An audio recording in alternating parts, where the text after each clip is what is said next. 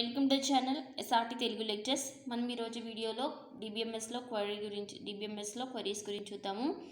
మీకు కనుక video content నచ్చినట్లయితే ప్లీజ్ ఈ ఛానల్ అయితే సబ్స్క్రైబ్ చేయడం మర్చిపోవద్దు.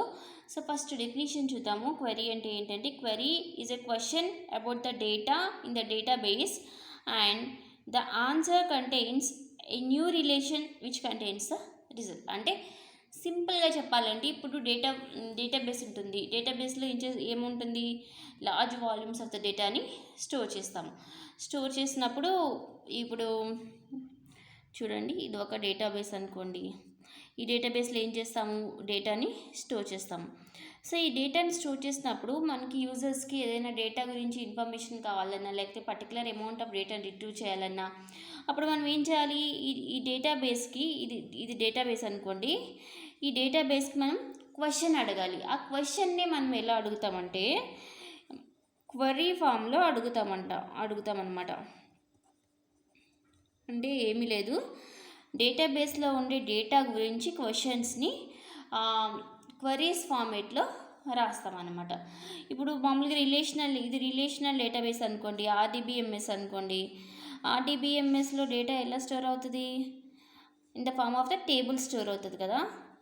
సో ఈ టేబుల్స్లో ఉన్న ఏదైనా ఒక డేటా గురించి మనం క్వరీ రాస్తే ఆ ఆన్సర్ కూడా మనకి టేబుల్ ఫార్మేట్లోనే ఉంటుందన్నమాట. అది ఈ definition. Okay, A query is a question about the data in the database. అంటే మనకి డేటాబేస్ రాసే క్వశ్చన్నే క్వరీ అంటాము. And the answer contains a new relation అంటే ఏంటి, టేబుల్.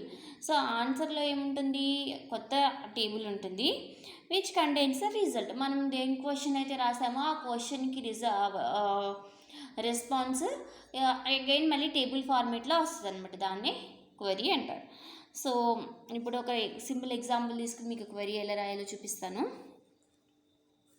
ఇప్పుడు ఒక స్టూడెంట్ టేబుల్ తీసుకోండి.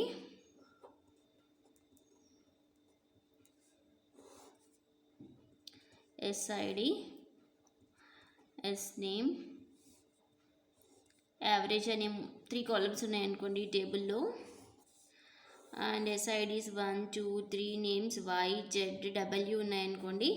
యావరేజెస్ 50, 60, 90 ఉన్నాయనుకోండి. ఓకే, నాకు ఇది డేటాబేస్లో ఒక టేబుల్. ఈ టేబుల్లో నాకు ఒక డేటా కావాలి. ఏం డేటా కావాలంటే, find out the SID of students who got average above 50. ఇది నా క్వశ్చన్. సో ఈ డేటాబేస్లో ఉన్న టేబుల్లో నుంచి ఈ క్వశ్చన్కి రిలేటెడ్ ఆన్సర్ నాకు కావాలి. అప్పుడు నేను ఈ క్వశ్చన్కి ఆన్సర్ ఎలా తెచ్చుకుంటాను అంటే, డేటాబేస్లో నుంచి ఒక క్వరీ రాసి తెచ్చుకుంటాను. ఆ query is nothing but question to the database. So నేను ఆ క్వరీ ఫార్మేట్లో క్వశ్చన్ రాశాను అనుకోండి డేటాబేస్లోకి, నాకు ఆన్సర్ వస్తుంది. ఎలా రాస్తాను చూడండి. ఎక్కువగా క్వరీస్ రాయడానికి సెలెక్ట్ కీవర్డ్ యూస్ చేస్తాము. సో సెలెక్ట్, ఏం కావాలి, SID ఫ్రమ్, ఏం టేబుల్ నేమ్ ఏంటి, స్టూడెంట్. ఇక్కడ నాకు ఒక కన్స్ట్రెయింట్ ఉంది, ఒక రూల్ ఉంది. అదేంటంటే, who got above the average 50. అంటే ఎవరికైతే యావరేజ్ 50 అబోవ్ వచ్చిందో వాళ్ళకే కావాలి. So select SID from student where average greater than 50. So ఇది క్వరీ అన్నమాట. ఓకే, నేను ఈ క్వరీ ఇలా రాశాను అనుకోండి డేటాబేస్కి. ఈ క్వరీని ఎగ్జిక్యూట్ చేస్తే నాకు ఒక న్యూ రిలేషన్ ఆన్సర్ వస్తుంది. ఆ న్యూ రిలేషన్లో ఏముంటుందంటే, SID కాలం ఉంటుంది.